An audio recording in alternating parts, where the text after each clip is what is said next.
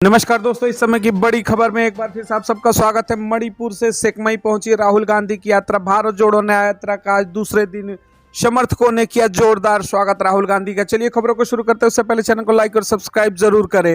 राहुल गांधी की भारत जोड़ो न्याय यात्रा का आज दूसरा दिन है। राहुल मणिपुर के इम्फाल वेस्ट से यात्रा शुरू कर चुके हैं और इस वक्त का वो वेस्ट इम्फाल के सेकमई में है। जैसे ही यात्रा सेकमई पहुंची, वहां के स्थानीय लोगों ने जोरदार स्वागत किया है और यात्रा में राहुल गांधी का स्वागत किया और इस दौरान कलाकारों द्वारा मणिपुर के पारंपरिक नृत्य पेश किए गए। बड़ी संख्या में कांग्रेस समर्थकों ने नारेबाजी की, राहुल गांधी जिंदाबाद के नारे लगे। दरअसल मैं आपको बताते चलूं कि 2024 चुनाव से ठीक पहले राहुल गांधी ने भारत जोड़ो न्याय यात्रा का ऐलान कर एक बार फिर से पार्टी को मजबूत करने की कोशिश की। यह न्याय यात्रा 20 मार्च तक चलेगी और 15 राज्यों से करीब 6700 किलोमीटर की लंबी दूरी तय करेगी। एक दिन पहले यात्रा के आगाज के दौरान राहुल ने केंद्र सरकार पर मणिपुर को लेकर के जमकर हमला बोला। राहुल गांधी बोले, अन्याय के दौर से गुजर रहा है। जी हाँ, इस समय राहुल गांधी का एक बड़ा बयान आ रहा है कि राहुल गांधी बोले कि अन्याय के दौर से गुजर रहा है देश। कांग्रेस के पूर्व अध्यक्ष राहुल गांधी ने भारत जोड़ो न्याय यात्रा शुरू की और देश के लिए ऐसा दृष्टिकोण रखने पर जोर दिया जो हिंसा और नफरत पर नहीं बल्कि सद्भाव और भाईचारे पर आधारित होगा। राहुल गांधी ने यह भी कहा कि भारत जोड़ो न्याय यात्रा इसलिए निकाली जा रही है क्योंकि देश भारी अन्याय के दौर से गुजर रहा है।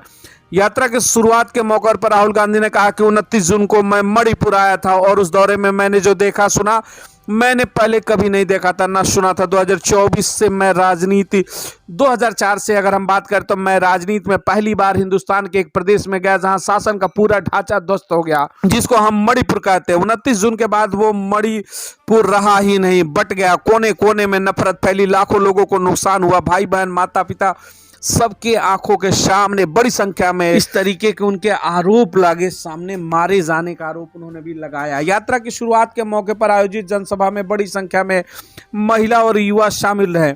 बहुजन समाज पार्टी से निलंबित सांसद दानिश अली भी इस यात्रा का हिस्सा बने। जी हाँ, ये बड़ी खबर है। बहुजन समाज पार्टी से निलंबित सांसद दानिश अली भी इस यात्रा में राहुल गांधी के साथ दिखे। कांग्रेस का कहना है कि लोकसभा चुनाव से पहले निकाली जा रही है यात्रा 67 दिन में 15 राज्यों और 10 जिलों से होकर गुजरेगी।